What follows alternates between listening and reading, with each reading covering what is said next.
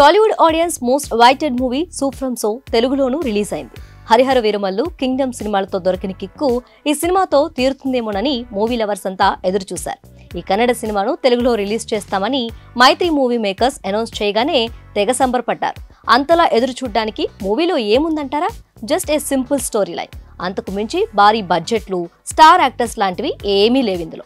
శాండిల్వుడ్ లో ఎలాంటి ఎక్స్పెక్టేషన్స్ లేకుండా రిలీజ్ అయి బ్లాక్ బస్టర్ టాక్ తెచ్చుకున్న ఈ మూవీ అక్కడ 40 కోట్లకు పైగా వసూలు సాధించింది. ఈ సినిమాకు పెట్టిన బడ్జెట్ కేవలం 4 కోట్లు. ఈ సినిమాను ఇప్పుడు తెలుగులోనూ అదే పేరుతో విడుదల చేశారు. శుక్రవారం థియేటర్లోకి వచ్చిన ఈ హారర్ కామెడీ మూవీ ఎలా ఉంది, అంతలా కలెక్షన్ రాబట్టడానికి ఇందులో ఏముంది అనే విషయాలను ఇప్పుడు చూద్దాం.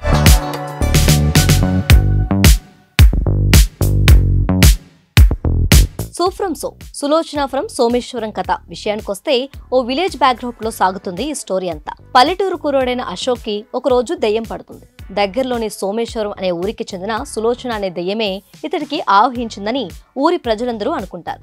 దీంతో ఎలాగైనా సరే ఈ దెయ్యాన్ని వదిలించాలని ఊరి పెద్ద రవణ ఓ స్వామీజీని తీసుకొస్తాడు. ఆత్మని వదిలించే క్రమంలో ఇది కాస్త ఊరి సమస్యగా మారుతుంది. ఇంతకీ ఆ యువకుడికి నిజంగానే దెయ్యం పట్టిందా? చివరకు ఏమైందనేదే మిగతా స్టోరీ.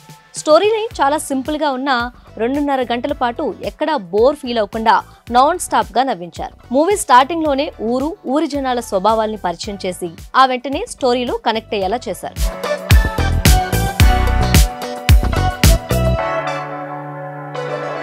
నిజానికి సినిమాలో దెయ్యం అనేది అబద్ధం అనే సంగతి చూస్తున్న ప్రేక్షకుడికి ముందే చూపించేస్తారు. కానీ అది ఉందేమోనని భ్రమపడుతూ ఊరి ప్రజలు పడుతున్న ఇబ్బందులు చూస్తుంటే మనం చాలానే ఎంజాయ్ చేస్తాం. అంతలా కథ ఎంగేజ్ చేస్తుంది. సాధారణంగా హారర్ సినిమాల్లో దెయ్యం ఎవరు, ఎందుకు ఆత్మలా మారింది లాంటి విషయాల్ని చివర్లో రివీల్ చేస్తారు. కానీ ఈ సినిమాలో అలా చేయలేదు. అది ఓ రకంగా ప్లస్ అయిందని చెప్పొచ్చు. అశోక్ ఓ అమ్మాయికి సైట్ కొడుతూ ఉంటాడు. కానీ ఓ సందర్భంలో చేయరాని తప్పు చేస్తాడు.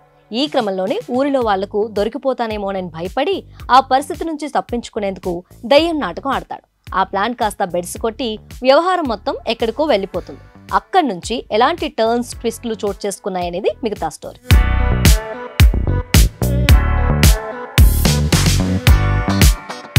సినిమా ప్రారంభం నుంచే కామెడీతో కడుపుబ్బా నవ్విస్తారు.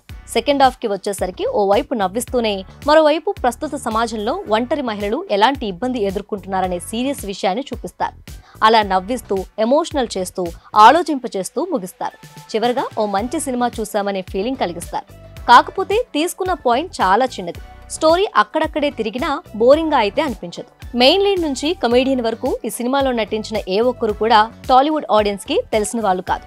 కానీ సినిమాలో ఒక్కసారి ఇన్వాల్వ్ అయిపోతే ఆ విషయమే మర్చిపోతాం. మనం కూడా ఆ ఊర్లో ఉన్నాం అనే ఫీలింగ్ కలుగుతుంది. అంత సహజంగా నటించారు. అశోక్ అనే పాత్రలో నటించిన జేపీ తుమినాడ్ ఈ సినిమాకు డైరెక్టర్ కూడా. సింపుల్ పాయింట్ తీసుకొని తనదైన స్క్రీన్ ప్లేతో మ్యాజిక్ చేశాడు. పాత్రల డిజైన్ బాగుంది.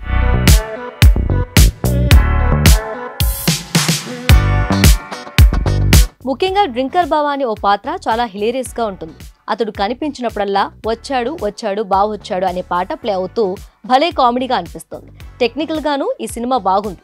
ఈ వీకెండ్ లో ఫ్యామిలీతో కలిసి థియేటర్కు వెళ్లి సరదాగా నవ్వుకోవాలంటే ఖచ్చితంగా ఈ సినిమా చూడండి.